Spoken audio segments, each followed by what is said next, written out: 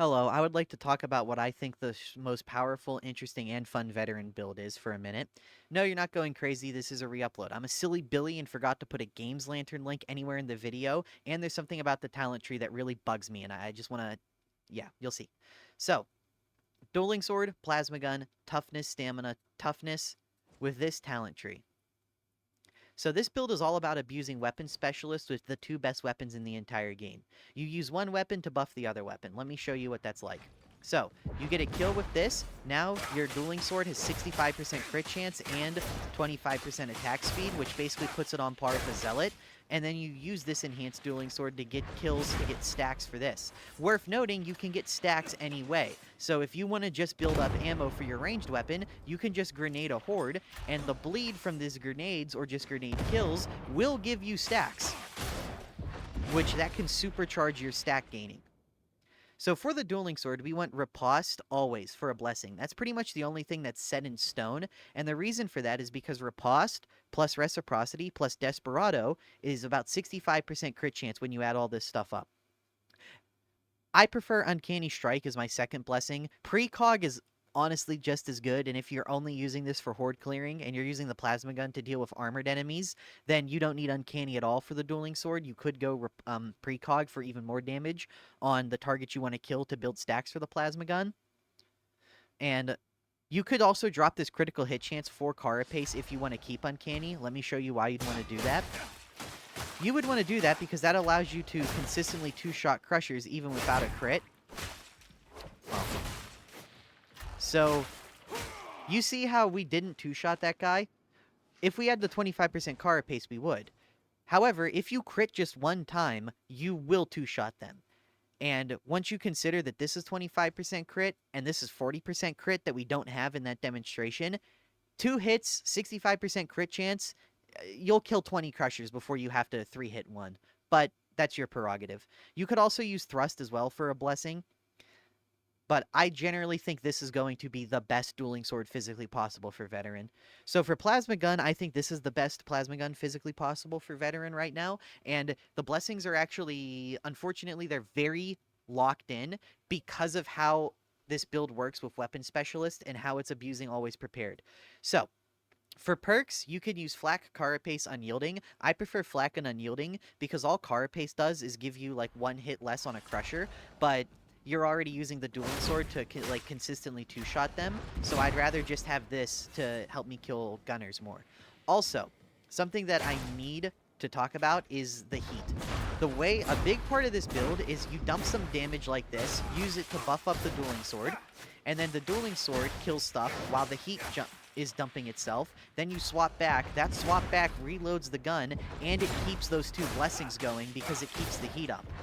Which this gives you something very more impactful to do than sitting there and just venting to shoot the gun more. So, yeah, that's kind of why you can't really change the blessings too much, unfortunately, because you want to always maintain some level of heat, and you want to let it naturally vent. For Curios, you can go triple toughness. I think double toughness when stamina is the best way to do it, but triple toughness is fine and actually will push you over 300 toughness with an asterisk there. I think every Curio should have combat ability regen and 5% toughness because combat ability regen, people will say it's only 12%, but look, Shadow's a 30-second cooldown. We pop it and it immediately goes down to 25 seconds. Also, if you get just 2 kills to take 12 seconds off, so with tactical awareness, you will take 12 seconds off. With this 12%, you will take about 5 seconds off. It should only really be like 4-ish after rounding, but for some reason, it takes it from 30 to 26 seconds. Then there's like a 0.1 second delay before it ticks down to 25 seconds. So for some reason, the actual effectiveness of this is closer to like 15, 20%. I don't know why. I just assume it's a rounding error. But this triple ability regen plus 2 kills from tactical awareness, 1 if you have a Psyker with you, gives you a shout with less than a 15-second cooldown, which means all you need is to kill 1 to 2 specials and you can get permanent gold toughness for people. As for the third perk, some people like revive speed, some people like stamina regeneration. It's usually between those 2 nowadays. But if you want sprint efficiency or block efficiency, I would argue against it, but they're fine. just don't think they're as impactful as the other two. And you could also go resistances, but I highly recommend you train yourself off of using resistances because those are only active when you're taking damage and a substantial amount of it at that. It's far better to just take things that prevent the damage outwards. Okay, so let's talk about the talent tree and something that's going to jump out at people immediately. Why know this? Well, I would like to show you a clip. I think from now on, I'm going to use Out for Blood in just about every single build of mine for Veteran because I just want to show you this clip that I recorded. You're going to have to forgive the poor audio quality here. I'm sorry, the visual quality. But if you look, let me set it in normal speed for you. If you look, this burster takes my toughness here. But, so if you see, I threw that grenade. Now look. Okay. The grenade goes off.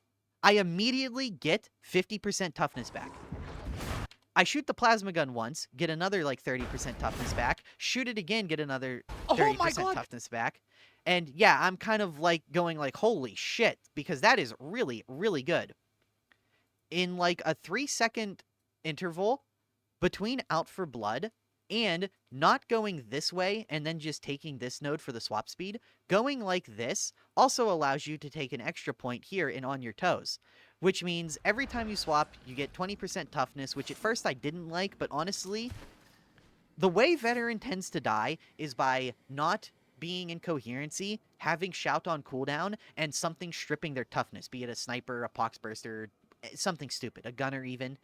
And this leads to a situation where you're out to dry and you have nothing you can do to defend yourself and you just kind of fall over.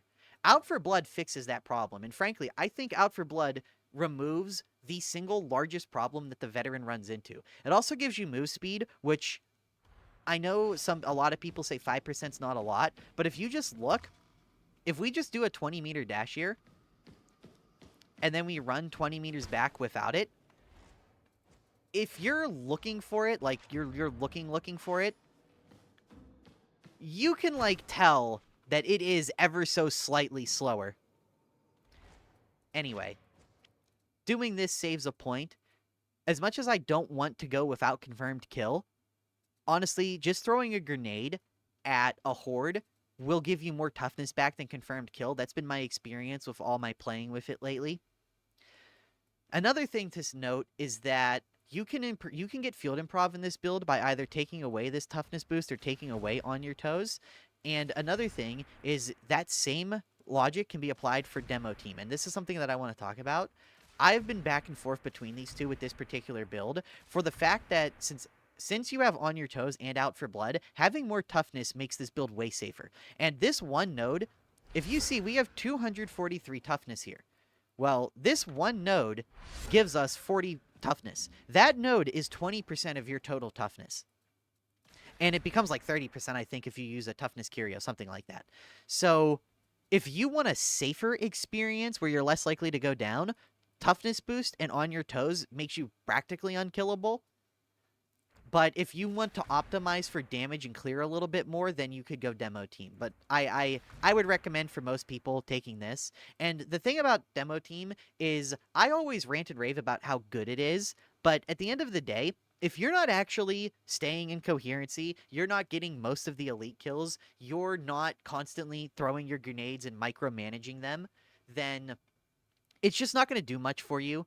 And honestly, I don't like how I constantly talk about it being one of Veteran's best nodes, because I should always mention an alternative if you don't want to use it, excuse me.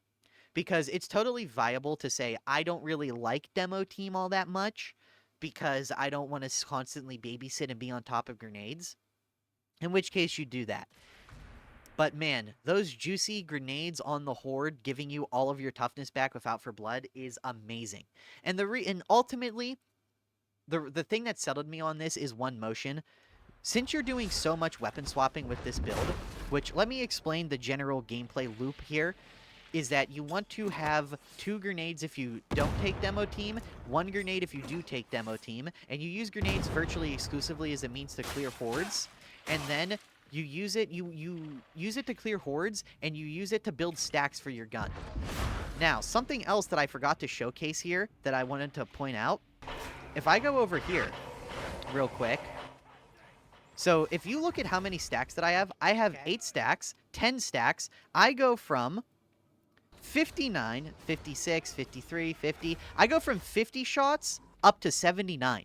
And the less bullets you have in the magazine, the more you get back from that. Also, once you get 3 stacks, you're good to pull it out and just get, because it's a guaranteed crit at that point. But yeah, I think that covers just about everything in this build. And I truly believe this to be the absolute peak best veteran build probably ever in the game's history, mostly because of the dueling sword and the plasma gun. Like, we've never had the ability to where either of these weapons could be considered, like, overpowered in their own right.